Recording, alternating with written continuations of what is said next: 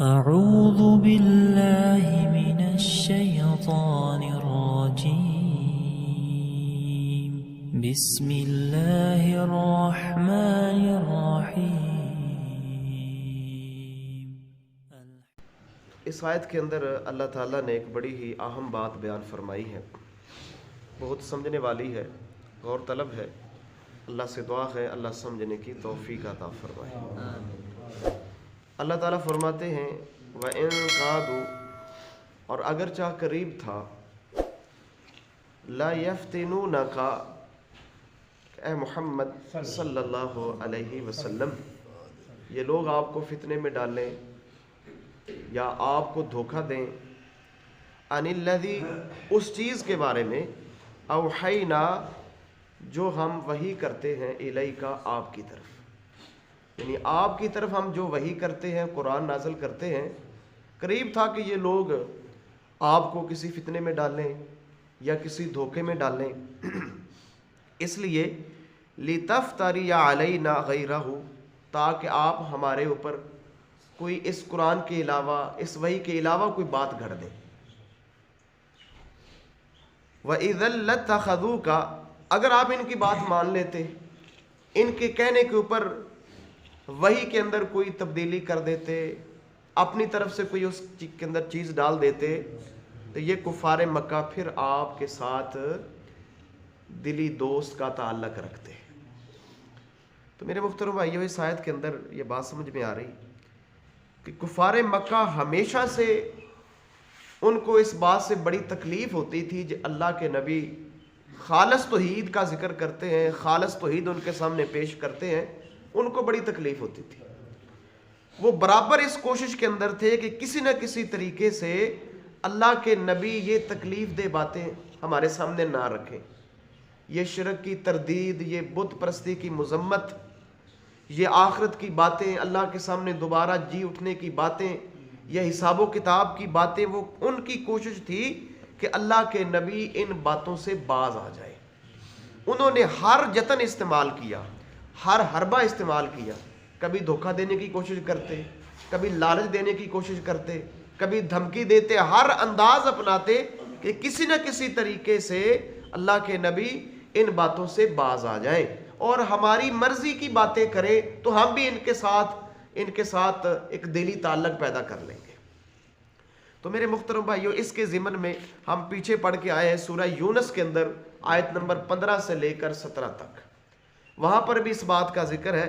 اللہ فرماتے ہیں وَإِذَا تُتْلَى عَلَيْهِمْ آيَاتُنَا بَيِّنَاتٍ، کہ جب ہماری واضح آیات پڑھی جاتی ہیں ان کے سامنے، ہماری روشن آیات پڑھی جاتی ہیں، تو قَالَ الَّذِينَ لَا يَرْجُونَ لِقَاءَنَا، وہ لوگ جو ہم سے ملنے کی امید نہیں رکھتے، تو وہ کیا کہتے ہیں اللہ کے نبی سے، بِقُرْآنِ غَيْرِ هَذَا، کہ اللہ کے نبی اس قرآن کے علاوہ کوئی قرآن لے آؤ، یعنی یہ جو قرآن تم پیش کرتے ہو اس کے علاوہ کوئی قرآن پیش کرو، او بدلہ، یا اس کو تبدیل کر دو، نعوذ باللہ من ذالک۔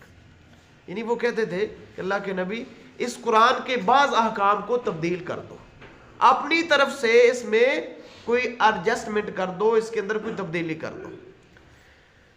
بڑی کوشش کی انہوں نے، لالچ بھی دیا، دھمکی بھی دی، دھوکہ دینے کی بھی کوشش کی، اور اس میں ایک یہ بھی دھوکہ تھا کہ وہ اللہ کے نبی کے اوپر اعتراض کرتے تھے کہ یہ قرآن آپ خود بناتے ہیں۔ اب اس کے اندر ان کی ایک چال تھی کہ اگر اللہ کے نبی ہماری بات مان گئے، کوئی قرآن کے اندر تبدیلی کر دی، کوئی چینج کر دی، کوئی ہماری مرضی کے مطابق بات کر دی، تو ہم سچے ثابت ہو جائیں گے اور ہمیں ثبوت مل جائے گا کہ واقعی اللہ کے نبی خود قرآن گھڑتے ہیں۔ یعنی ایک چال بھی تھی، ایک دھوکہ بھی تھا، اور کوشش تھی کہ اللہ کے نبی کسی نہ کسی طریقے سے ہمارے جال کے اندر پھنس جائیں اور پھر ہم لوگوں کے سامنے ثبوت پیش کر سکے کہ دیکھ لو اللہ کے نبی قرآن خود گڑھ رہے ہیں۔ اب اللہ نے پھر وحی اتاری، کیا کہا، قُلْ مَا يَكُونُ لِي، میرے نبی آپ فرما دیجئے، مَا يَكُونُ لِي، میرے لیے یہ ممکن نہیں ہے، أَنْ أُبَدِّلَهُ مِنْ تِلْقَاءِ نَفْسِي، کہ میں اپنی نفس سے، اپنی مرضی سے اس میں کوئی تبدیلی کر دوں، میرے لیے ممکن نہیں ہے۔ میرے محترم بھائیوں کتنی کلیئر بات ہوئی کہ جناب محمد الرسول اللہ صلی اللہ علیہ وسلم جو آسمان سے وحی آ رہی تھی اس وحی کے اندر کوئی تبدیلی کرنے کے مجاز نہیں تھے. آپ اس کے اندر کوئی اپنی مرضی کا کوئی مسئلہ داخل نہیں کر سکتے تھے. اللہ تعالیٰ نے آپ کو منع فرما دیا اور ساتھ واضح کیا ان اتبع الا ما یوحا، میں تو صرف اس چیز کی پیروی کرتا ہوں جو میری طرف وحی آتی ہے. میں تو وحی کا پیروکار ہوں. میرے محترم بھائیو جب محمد الرسول اللہ صلی اللہ علیہ وسلم جس دنیا کے سب سے عظیم انسان، اللہ کے محبوب انسان ہے، جب وہ وحی کے پابند ہیں، جو وحی کے مطابق زندگی گزار رہے ہیں، تو ہمارا حق بھی بنتا ہے ہم بھی نبی علیہ الصلوۃ والسلام کے اوپر جو وحی نازل ہوئی ہے اسی کے مطابق زندگی گزاریں. یہ ہمارے ایمان کا تقاضا ہے اور یہی ہماری محبت رسول کا تقاضا ہے. تو اللہ کے نبی نے کلیئر کیا کہ نہیں، میں تو اس چیز کی پیروی کرتا ہوں جو میری طرف وحی کی جاتی. اور آگے اللہ کے نبی کیا فرماتے؟ انی اخافو، میں ڈرتا ہوں، ان عصیتو، کہ میں نافرمانی کروں ربی، اپنے رب کی. کس بات سے ڈرتا ہوں؟ عذاب یوم عظیم، اس بڑے دن کے عذاب سے میں ڈرتا ہوں اگر میں اپنے رب کی نافرمانی کروں گا. میرے محترم بھائیو، ہم ہیں کہ ہم ٹس سے مس نہیں ہوتے، دن رات گناہوں کے اندر گزر رہے ہیں، اللہ کی نافرمانیوں میں گزر رہے ہیں. میرے نبی فرماتے ہیں، کائنات کے محبوب فرما رہے ہیں کہ میں ڈرتا ہوں اس بڑے دن کے عذاب سے اگر میں اللہ کی نافرمانی کروں گا. اگر میں نے کوئی اپنی طرف سے اس قرآن میں داخل کر دیا، اپنی طرف سے کوئی بیان کر دیا کہ یہ، تو اللہ کے نبی فرماتے ہیں میں ہرگز ایسا نہیں کر سکتا. اور آگے اللہ کے نبی فرماتے ہیں، اللہ اس کا جواب دیتے ہیں، قُلْ لَوْ شَاءَ اللَّهُ مَا تَلَوْتُهُ عَلَيْكُمْ وَلَا أَدْرَاكُمْ بِهِ. اللہ فرماتے ہیں میرے نبی آپ ان سے کہہ دیجئے کہ اگر اللہ نہ چاہتا، اگر اللہ چاہتا تو میں یہ قرآن تمہارے سامنے نہ رکھتا، میں تمہیں اس کی خبر نہ دیتا. یہ تو جو کچھ میں کر رہا ہوں یہ اللہ کا حکم ہے، اس کی اطاعت ہے. اور میرے نبی نے ایک بہت بڑا ثبوت پیش کیا ان کو لاجواب کرنے کے لیے. اللہ کے نبی فرماتے ہیں فَقَدْ لَبِثْتُ فِيكُمْ عُمَرًا مِّن قَبْلِهِ، کہ مکے والو اس سے پہلے میں تمہارے اندر ایک عمر گزار چکا ہوں، 40 سال کی زندگی گزار چکا ہوں تمہارے اندر. تمہیں پتا ہے کہ میں محمد کو لکھنا پڑھنا نہیں آتا، نہ میں لکھنا جانتا ہوں نہ میں پڑھنا جانتا ہوں، اور تم کہتے اس قرآن کے اندر تبدیلی کر دے. یا تمہاری یہ چال ہے کہ یہ قرآن اگر میں خود گھڑتا ہوں تو پھر بھی تمہیں پتا ہے کہ 40 سال گزر چکے ہیں تمہارے اندر، میں پڑھنا لکھنا نہیں جانتا. تو معلوم ہوا میرے محترم بھائیوں، محمد الرسول اللہ صلی اللہ علیہ وسلم نے اس بات کو بطور دلیل پیش کیا کہ 40 سالہ میں نے زندگی گزاری ہے، اور پھر ان 40 سالہ کے اندر تم مجھے صادق بھی کہتے تھے، امین بھی کہتے تھے کہ تم بڑے سچے ہو، بڑے امانت دار ہو، تم میرے کردار کے بارے میں بخوبی آگاہ ہو. لیکن آج کیا ہوا کہ جب میں نے خالص توحید کی دعوت پیش کی، شرک کی تردید کی، بت پرستی کی مذمت کی، کہا کہ اللہ ہی صرف مشکل کشا ہے، داتا ہے، بگڑی بنانے والا ہے، سارے اختیارات اللہ کے پاس ہیں، آج تم مجھ سے ناراض ہو گئے اور کہتے ہو کہ میں قرآن کو بدل ڈالوں، اس میں تعریف کر دوں. اللہ کے نبی فرماتے ہیں نہیں.